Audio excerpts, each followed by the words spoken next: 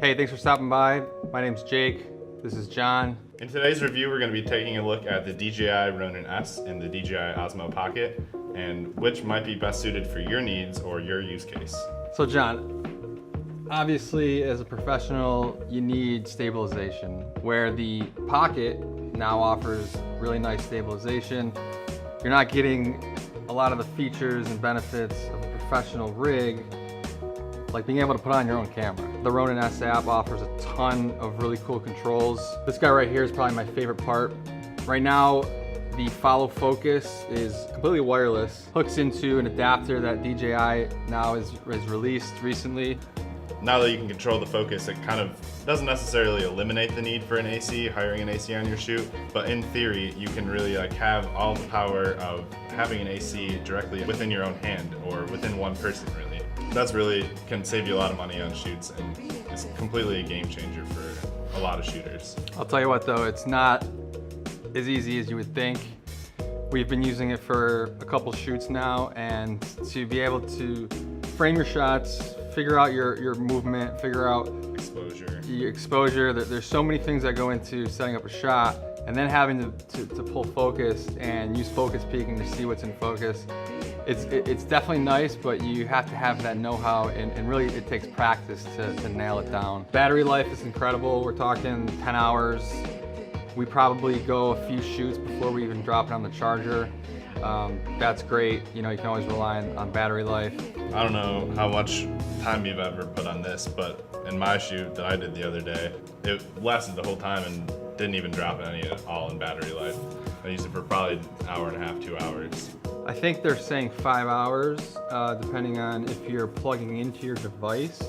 So what's really cool with the Osmo Pocket is it comes with an adapter that allows you to plug into your iOS device so you can see what's going on the camera. The screen on this guy is tiny, so it's really difficult to frame your shot perfectly when you're working on a 2x2 screen, and it's a square, so you're not even seeing the outsides of the frame.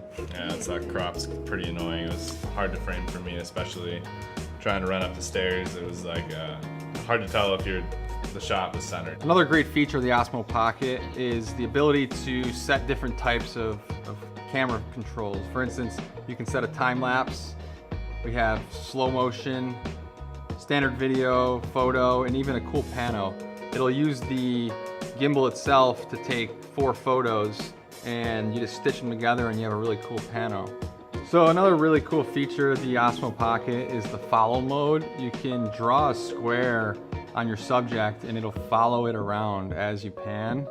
So if, you know, it's really difficult to hold that shot down for a fast moving subject, similar to the DJI drones. The Phantom 4 Mavic series has that follow. You draw the square on the subject. The Osmo Pocket offers that same capability.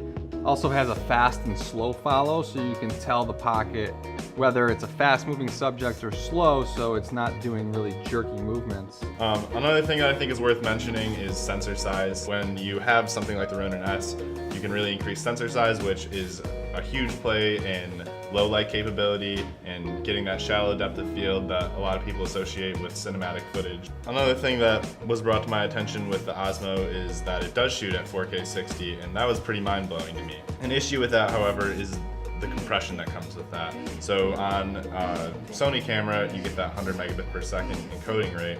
On something like this, I don't even know what it is, but at 4K 60, the compression rate that I'm sure is coming with this, plus the smaller sensor size, really gives you some blotchy footage in post, kind of poor low light performance, and even though you can shoot at 4K 60, it's not going to look the best. I was actually really impressed with the stabilization of the Osmo Pocket, and actually I think it was a little bit smoother than the Ronin S. I think largely due to the small sensor size and thin stabilization, the in-camera stabilization that comes with that small sensor size. I know that the Panasonic GH5 actually outperforms a lot of Sony cameras in that sense too, because of its Micro Four Thirds sensor. So maybe if you mounted something like that on the Ronin S, it would be a different story.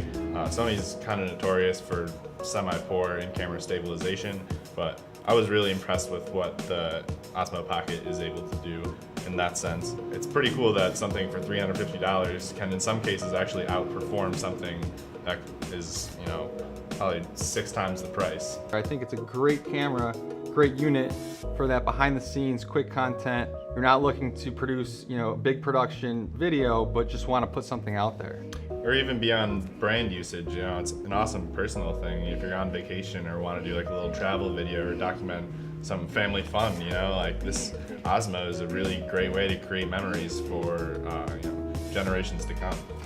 And it's tiny. And you know, DJI has the regular Osmo, which is a stabilizer for your iPhone or for your mobile phone. And that thing is bulky, it's big.